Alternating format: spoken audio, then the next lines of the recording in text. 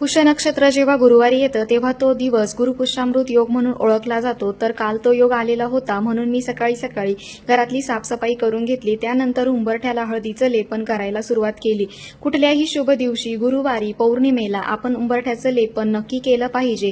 गुरुपुष्पामृत योग त्यातल्या त्यात अधिक महिना, मग सेवेचा बँक बॅलन्स तर वाढवलाच पाहिजे.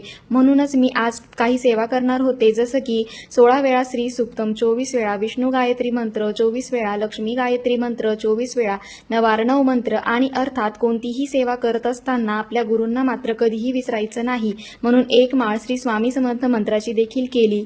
एखाद्या नवीन कामाची सुरुवात करण्यासाठी किंवा सोनं चांदी खरेदी करण्यासाठी आजचा दिवस अतिशय शुभ मानला जातो. तसंच सेवा करण्यासाठी पण आजचा दिवस खूप शुभ असतो. लक्ष्मी प्राप्तीसाठी तर काही विशेष सेवा सांगितल्या जातात, तर त्या सेवा पण आजच्या दिवशी केल्या तर त्याचा नक्कीच चांगला अनुभव आपल्याला मिळतो. त्यानंतर सायंकाळी केंद्रामध्ये जायचं होतं दर्शनाला. तर केंद्रात गेल्यानंतर नुकतीच तिथे आरती झालेली होती आणि नामस्मरण चालू होतं. तिथे जरा वेळ बसलो आणि प्रसाद वगैरे घेतला. दर्शन घेऊन मग घरी परत आलो.